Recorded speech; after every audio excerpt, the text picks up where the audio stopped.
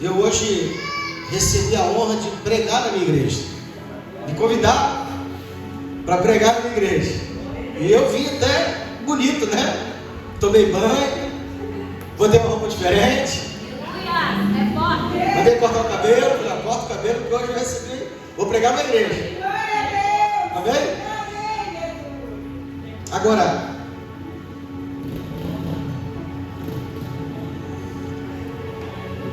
eu estava falando com Deus desde ontem. Pode deixar, pode ficar à vontade. É mais pura do que eu que você está aqui em cima do altar. É mais fácil descer do que ela. Só toma cuidado com o instrumento, que criança é a benção. Olha aqui. Nós vamos começar a campanha hoje de libertação, no primeiro dia. E eu falei com você, Senhor, eu preciso ter uma mensagem boa, uma palavra de Deus. E o Espírito Santo, ele me levou para esse texto.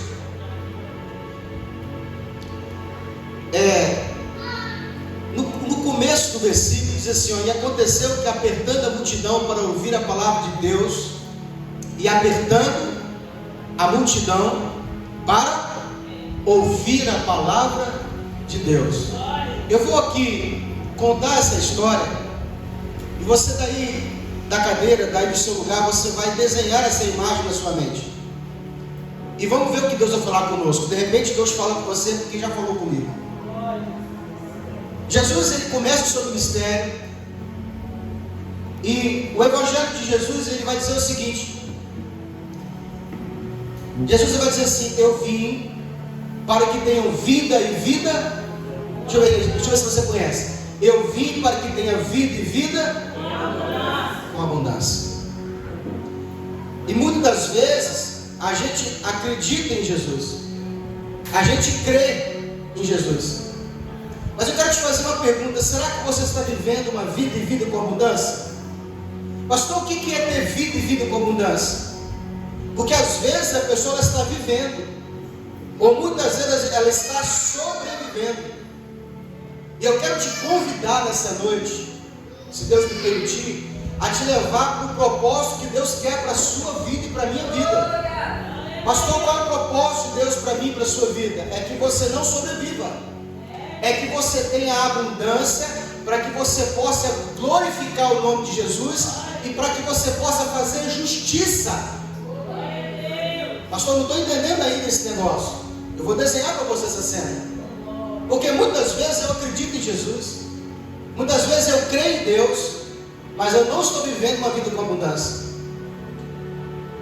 Quando a gente vive uma vida com abundância, que é o propósito de Deus, a gente consegue fazer com que a nossa vida seja o altar de Deus. Porque o seu vizinho, ele tem que olhar para a sua vida e vai dizer assim: existe algo diferente naquela família, existe algo diferente na casa dela, existe algo diferente na vida dele. Eu quero descobrir o que está acontecendo, por que ele consegue viver com alegria, por que o lar dele é abençoado, por que tudo que ele faz é abençoado, tudo que ele faz dá certo, tudo que ele coloca as mãos é abençoado. É esse o propósito de Deus para mim e para a sua vida. E a Bíblia diz que Jesus, ele é o Filho de Deus. E a Bíblia diz que o Filho de Deus veio para desfazer as obras do mal. Repita comigo: o Filho de Deus, ele veio, ele encarnou para desfazer as obras do mal. Então Jesus, ele começa o seu ministério com esse propósito. Ele precisa, em 3 anos e meio, implantar o reino de Deus. O reino de Deus, é muito importante que você entenda isso. O reino de Deus é onde Cristo, ele reina. Diga comigo: o reino de Deus é onde Cristo, ele reina. Se ele reina na sua vida, ele é seu rei, e você está debaixo do governo de Deus. Nem todo mundo está debaixo do governo de Deus.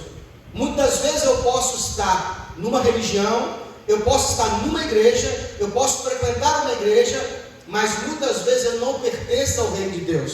Porque o reino de Deus, ele já tem a primícia. Qual é a primícia? Que Cristo, ele é o meu rei e ele consegue governar a minha vida. E eu vivo debaixo de princípio. Acabou aí a anestesia? Pega a minha, qualquer coisa.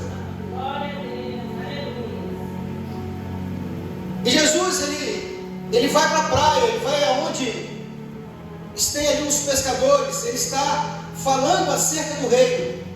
Se você ler o Evangelho de Mateus, Lucas, João e Marcos, você não vai ver Jesus em momento nenhum falando dele. Ele nunca vai falar dele, porque Cristo ele é a salvação. Todo o momento que Jesus ele está dando o ensinamento, ele está falando do Evangelho, ele vai falar acerca do reino, porque a vida do reino, ela manifesta o poder de Deus. Uma vez chegaram para Jesus e perguntaram assim: mestre, fala do reino para a gente. E ele vai dizer: o reino de Deus é chegado quando o poder de Deus se manifesta. Então, onde há o poder de Deus, certo é que o reino de Deus está presente. Agora eu quero te fazer uma pergunta, e você vai daí sem responder, vai pensar comigo. É possível que o reino de Deus, imagina o rei. Aqui no Brasil a gente tem essa dificuldade porque não tem reino, né? A gente não tem reinado. Aqui tem parlamentarismo, tem presidencialismo, mas não tem reinado. Mas de vez em quando a gente está assistindo na Netflix aquele filme, ele aparece um castelo, aparece um rei, aparece uma rainha, e ali a gente consegue imaginar o quê? O que tem nesse reino? Tem abundância, tem ou não tem? Nesse reino tem fartura, tem ou não tem? Você consegue imaginar a mesa do rei onde há pobreza? Sim ou não? Não tem. Não tem pobreza no reino de Deus.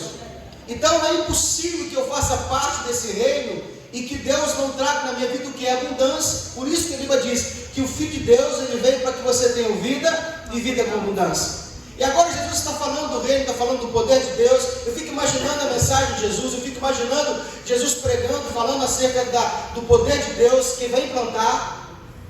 Agora nessa cena onde Jesus está, ali onde nós lemos Lucas capítulo 5, Jesus tem uma outra cena. A cena onde Pedro, que tinha uma empresa de pesca, ele tinha ali os 3 companheiros, eram os 3 barcos de pesca, e eles viviam da pesca. Quem é pescador sabe que tem que entender um pouquinho de mar, tem que entender um pouquinho de banco de peixe, onde o peixe está. Eu fico imaginando que uns 3 dias antes, talvez 5 dias antes, da onde Jesus chega para pescar, eu fico imaginando ali Pedro, que era um empresário, um empreendedor, alguém que era responsável pela sua empresa, que sai com o barco para pescar. E eu fico imaginando eu, como pregador, assim como você, assim como eu, quem é pai de família sabe disso, Pedro chegando dando um beijo na esposa. E ela falando assim: amor, não tem nada em casa para poder comer. Olha, a última refeição, o último recurso que nós tínhamos, eu vou preparar para as crianças. Eu fico imaginando Pedro como era um homem viril, um homem provedor, preocupado com a família, e fala assim: olha, eu estou indo para casa, estou indo agora para o mar, nós investimos agora uma grande quantidade de recursos, nós vamos para o mar, eu acredito em Deus, eu creio em Deus, e nós vamos voltar com esse peixe. Vamos pagar as contas, vamos pagar o mercadinho, pode ficar tranquilo que eu vou trazer o sustento para casa. Assim como eu e você saímos para trabalhar todos os dias, nós saímos com essa intenção, com esse propósito de vencer. É ou não é verdade? Mas a Bíblia diz: passou-se um dia, passou-se uma noite, passou-se 2 dias, passou 2 noites. Eu acredito que quando parece o 3º dia, parece que o barco estava para peixe. Parece que Pedro está voltando para casa decepcionado pela primeira vez. Por quê? Porque ele está voltando para casa sem um recurso. Ele vai ter que explicar para a esposa dele que ele não conseguiu o peixe para pagar as contas. Ele vai chegar para a mulher e vai falar assim: eu não sei o que aconteceu, hoje o mar não estava para peixe. A Bíblia diz que quando Jesus chega na praia, ele encontra 2 barcos, esses 2 barcos são de Pedro, e a Bíblia diz que eles estão lavando as redes. Pastor, o que é lavar as redes? É como um pedreiro que o dia todo usou a ferramenta de trabalho, usou a enxada, usou a colher, usou o rasteiro, usou as suas ferramentas de trabalhar, a desempoladeira, e ele acaba às 5 horas da tarde, ele fecha ali o dia de trabalho e ele vai lavar a sua ferramenta de trabalho. Pedro está limpo a rede, porque a ferramenta de trabalho de Pedro é o que? É a rede. E ele está tirando aquelas águas, está tirando a sujeira.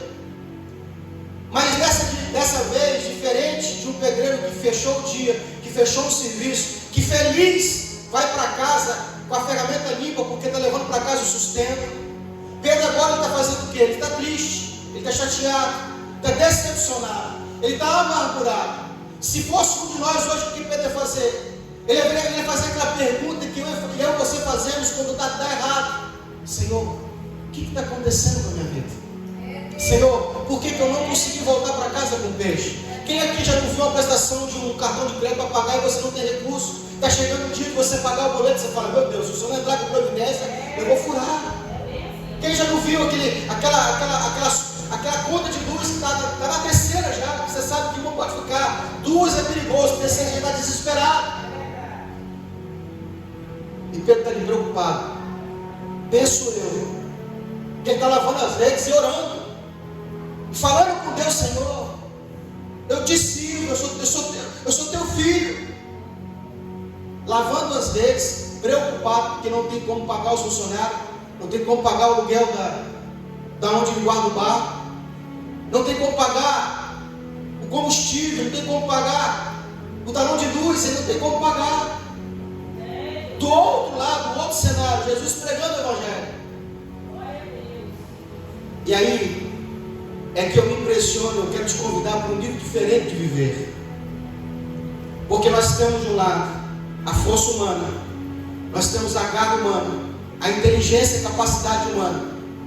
E muitas vezes a gente é trabalhador, a gente é guerreiro, a gente até tem inteligência, mas essas coisas falham. Aqui comigo, a inteligência, ela falha, a força humana, ela falha, todo o recurso humano uma hora falha. E é nessa hora que eu tenho que ter comigo uma arma secreta. Digo comigo, eu tenho que ter. Cutuca teu irmão e fala assim: eu tenho que ter a arma secreta. Pastor, que arma secreta é essa, pastor? É uma pistola? É um 38 para saltar um banco? Para fazer um assalto? Para fazer um copo? Não. A arma secreta é a graça de Deus, é o favor de Deus. Porque eu posso conseguir o recurso, conseguir o